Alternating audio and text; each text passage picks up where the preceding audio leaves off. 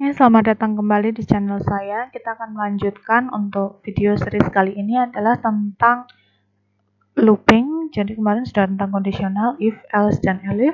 Untuk video kali ini adalah tentang looping. Kita akan langsung ke looping yang pertama menggunakan fungsi for.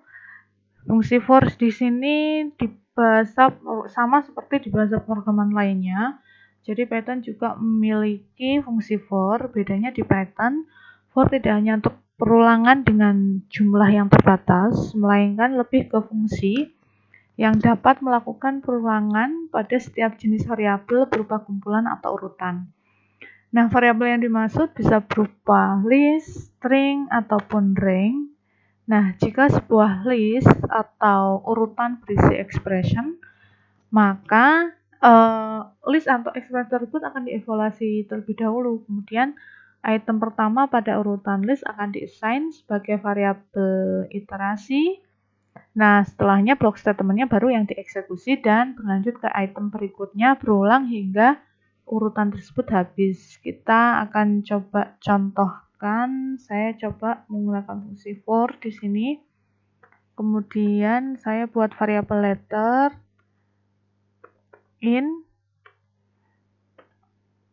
Python. Nah, ini contohnya. Misalnya for letter, variabel letter in Python. Saya ini juga perlu yang namanya indentation, hampir mirip seperti penulisan untuk statement if else. Oke, di sini saya menggunakan untuk ini untuk penggabungan string ya.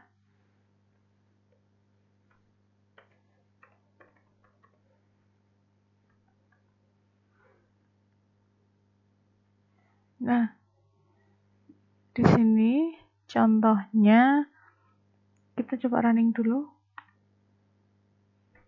Nah, oke, di sini adalah saya buat variabel letter. Nah, letter ini isinya adalah memecah ya, memecah dari kata Python ini diulang. Yang pertama P, Y, T, H, O, N sampai perulangan yang terakhir adalah N. Kemudian saya akan coba dengan list.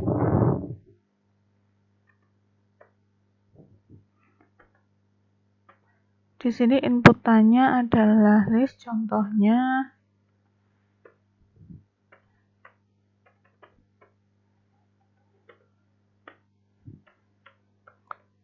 nah, di sini saya punya list dengan variabel fruits. Saya buat suatu perulangan dari fruits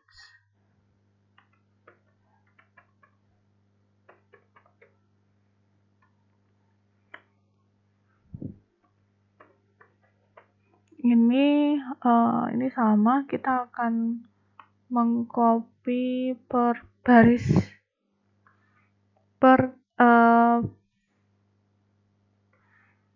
di dalam anggota listnya.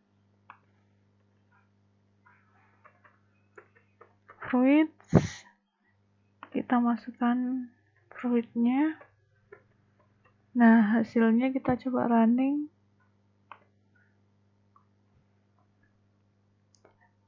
Nah, jadi sangat simpel sekali untuk penulisan for. Jadi di sini saya melakukan perulangan berdasarkan indeks atau range. Kemudian kita juga bisa memanfaatkan fungsi len ya untuk perulangan berdasarkan indeks. Kita juga bisa memanfaatkan fungsi len. Contohnya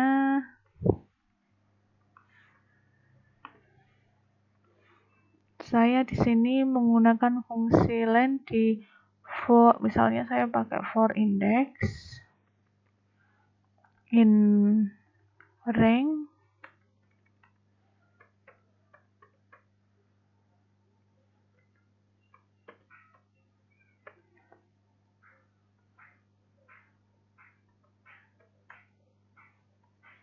Nah, ini untuk rank sangat sering sekali nanti digunakan. Maka di sini untuk formatnya kita memanggil indeksnya.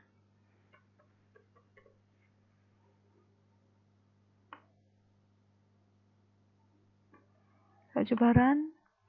Hasilnya sama, tetapi kita di sini memanfaatkan fungsi len. Nah, kemudian untuk perulangan selanjutnya kita bisa menggunakan fungsi while. Jadi while pada bahasa Python ini digunakan untuk mengeksekusi statement selama kondisi yang diberikan itu masih true ya, masih terpenuhi. Jadi kondisi dapat berupa ekspresi apapun, dan diingat bahwa untuk true, nilai true, ya, kondisi memenuhi di Python termasuk semua nilai non-zero. Jadi saat kondisi menjadi false, program akan melanjutkan ke baris setelah box statement. Kemudian untuk Python ini tidak memiliki statement do while, hanya while saja. Kemudian seperti for dan semua statement percabangan, block statement yang mengikuti kondisi while itu juga memiliki posisi indentasi yang sama, jadi dianggap dengan block statement. Di sini coba saya contohkan, saya menggunakan while. Di sini expressionnya misalnya count kurang dari 5, kita petik 2, kita masukkan ini untuk statementnya, dan perhatikan untuk indentation-nya sama seperti if else.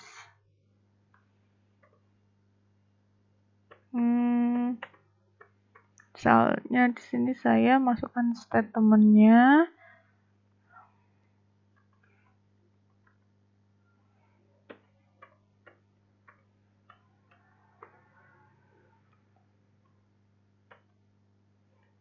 Format di sini bukan masuk variabel count. Count sama dengan misalnya count berapa per satu aja. Kita coba running. Nah, hasilnya seperti ini. Ketika di sini count-nya kan variabel nilai awalnya 0. Kemudian count kurang dari 5, maka di sini diminta yang ditampilkan adalah statementnya count plus 1. Jadi misalnya 0 plus 1, di sini hasilnya 0 plus 1, 1 plus 1 2 plus 1 3 plus 1 4, sampai kondisinya memenuhi kurang dari 5. Jadi kalau sudah kondisinya lebih dari 5, maka false, akan menghentikan proses dari block statement-nya. Nah, kemudian di Python itu tidak ada do while, hanya ada while. Kemudian untuk eksekusi statement while ini sifatnya infinite atau infinite loop. Jadi saat kondisi tidak pernah bernilai false, misalnya ketika ada potongan kode yang tidak pernah bernilai false karena nilai variabelnya tidak pernah berubah, maka kita dapat menghentikan infinite loop menggunakan Ctrl C untuk menghentikan dan keluar dari program. Nah, kita bisa menggunakan Ctrl C, misalnya looping terus dan dia statementnya true terus. Nah, itu kita bisa langsung menghentikan eksekusinya menggunakan infinite loop Ctrl C atau command prompt dengan di keyboard command prompt sama tombol C. Kemudian selanjutnya adalah